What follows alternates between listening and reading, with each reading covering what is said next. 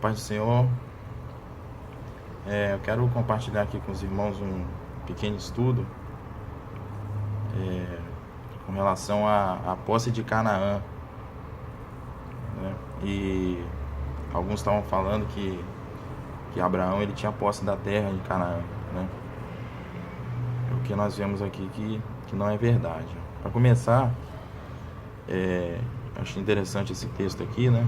É Gênesis 11,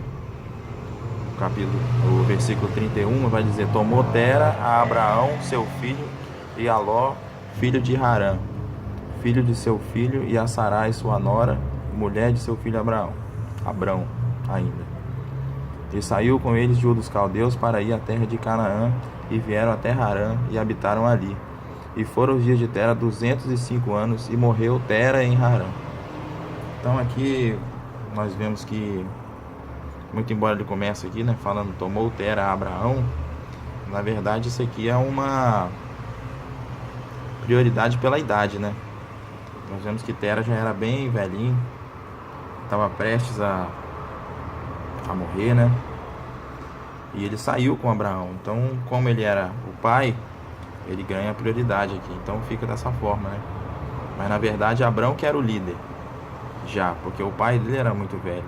Talvez o pai dele ainda tivesse direito à voz, né?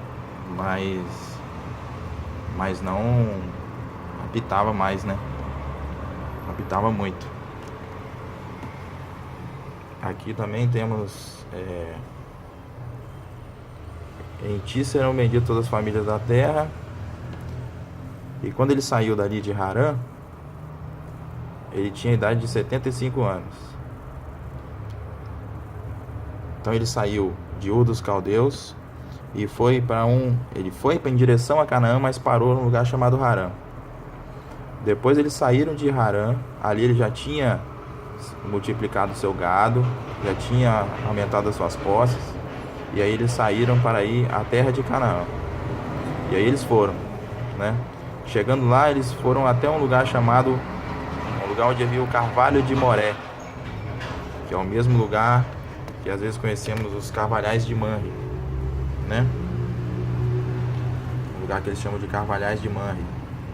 E ali eles pararam ali, eles habitaram naquele lugar, né? E aí a promessa é essa aqui, ó: a tua semente darei essa terra. Nós vamos ver que na verdade Abraão ele só andou para aquela terra, mas ele não chegou a possuir, né? Aqui, ó, ele armou as suas tendas e veio e habitou nos carvalhais de Manre, que estão junto a Hebrom, e edificou ali um altar ao Senhor. Então ele estava passeando, ele estava migrando para aquela terra, ele não era dono dali, né? Se nós formos ver mais à frente, aqui tem uma contenda entre ele e Abimeleque com relação a um poço, né? Ali tinha um problema, né? Às vezes você cavava um poço e dava uma voltinha, quando você voltava aquele poço já não era mais seu, né? Então aqui eles contenderam, porque ele estava falando assim: eu cavei esse poço, mas o outro foi e tomou posse, né? Então aqui ele estava indo aqui na terra dos filisteus. Então ele ficava por ali rodando pelaquela terra, ele era um nômade. Aqui, ó, também interessante, ó, a morte de Sara, no capítulo 23. Ó: estrangeiro e peregrino sou entre vós, dá-me possessão da sepultura convosco, para que eu sepulte o meu morto diante da minha face. E eles consideravam ele, ó, príncipe de Deus és no meio de nós. Ele tinha uma grande consideração por ele, já como um homem de fé, né? Então, aquele era que era o povo da terra, ele não era, né? Ele estava se humilhando diante do povo da terra de alguma forma para conseguir uma cova. E eles falaram assim: não, nós vamos te dar essa propriedade para você enterrar a Sara. Nós vamos te dar. O que é isso, né? Ele vai até falar assim: o valor dessa terra é de 400 ciclos de prata. O que é isso entre mim e ti? Eles achavam que aquilo ali era uma coisa banal, né? Um valor irrisório. Mas Abraão fez questão de pagar por esse terreno. Então Abraão pesou a Efron a prata de que tinha falado aos ouvidos dos filhos de Het, 400 ciclos de prata. E assim o campo de Efron, que estava em Macpela, em frente de Manre, que era aquele próximo ao terreno onde ele estava. Então aí finalmente aquele terreno passou a ser posse, né? E aí tinha testemunho, confirmaram Abraão em possessão diante dos olhos do filho de Het, de todos que estavam pela porta da sua cidade.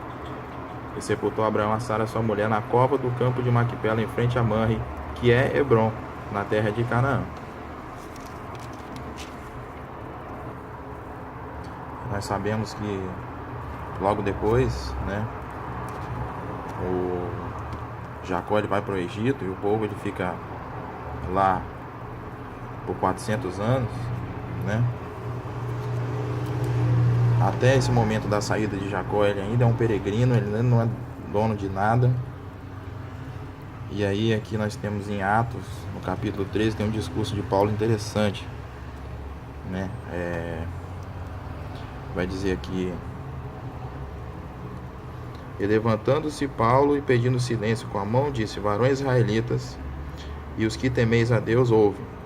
O Deus deste povo de Israel escolheu a nossos pais e exaltou o povo, sendo eles estrangeiros na terra do Egito, e com braço poderoso o tirou dela.